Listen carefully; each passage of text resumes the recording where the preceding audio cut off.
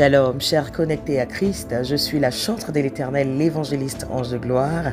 J'ai l'immense plaisir de vous annoncer que pour ce mois de janvier, nous allons méditer dans le livre de Luc.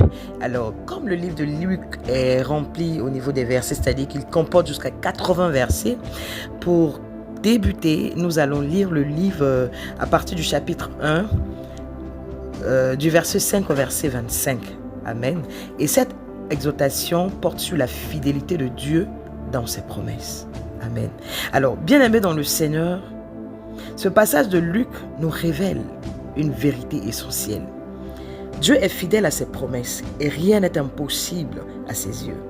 Aujourd'hui, je vous invite à méditer sur l'histoire de Zacharie et d'Élisabeth pour raviver notre foi dans le Dieu qui accomplit toujours ce qu'il déclare. Je veux aussi attirer ton attention sur le fait que Dieu se souvient toujours de toi. Zacharie et Élisabeth étaient des serviteurs fidèles, obéissant à la loi de Dieu.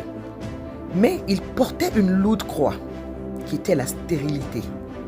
Aux yeux des hommes, leur situation semblait désespérée. Pourtant, Dieu n'avait pas oublié leur prière. À un moment précis, selon son plan parfait, il leur a envoyé un message extraordinaire. Disons, à partir de Luc chapitre 1, verset 13, il dit « Ta prière a été exaucée par l'ange. » Alors, toi aussi, peut-être tu as prié pendant des années sans avoir de réponse. Peut-être penses-tu que Dieu t'a oublié, mais laisse-moi te dire ceci. Dieu n'oublie jamais ceux qui lui sont fidèles. Ton nom est gravé dans ses mains et il agit toujours au bon moment pour manifester sa gloire dans ta vie. Je veux aussi te dire que Dieu agit au-delà de l'impossible. La situation de Zacharie et d'Élisabeth semblait humaine, impossible. Ils étaient avancés en âge et Élisabeth était stérile. Mais le message de l'ange était clair. Il a dit « Rien n'est impossible à Dieu ».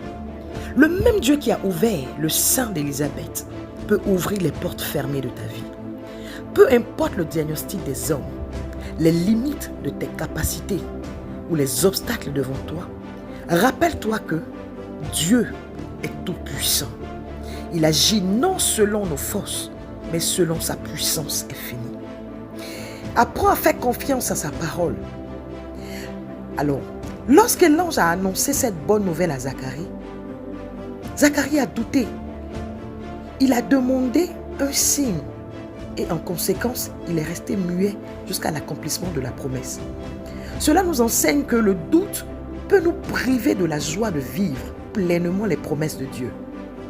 Aujourd'hui, je t'exhorte, lorsque Dieu parle, ne doute pas. Même si tu ne comprends pas comment cela se réalisera, crois simplement. Il est fidèle. Sa parole ne retourne jamais à lui sans effet. Finalement, Élisabeth a conçu et donné naissance à Jean, celui qui préparerait le chemin pour le Seigneur. Elle s'est exclamée « Ainsi le Seigneur a fait pour moi, au jour où il a jeté les yeux sur moi pour ôter ma honte parmi les hommes. » le dit le livre de Luc 1, verset 25.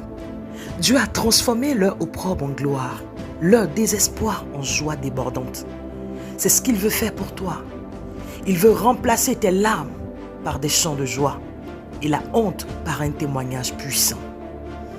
Bien-aimé, Dieu est le même hier, aujourd'hui et éternellement. Si tu traverses une période d'attente, je t'invite à persévérer dans la foi.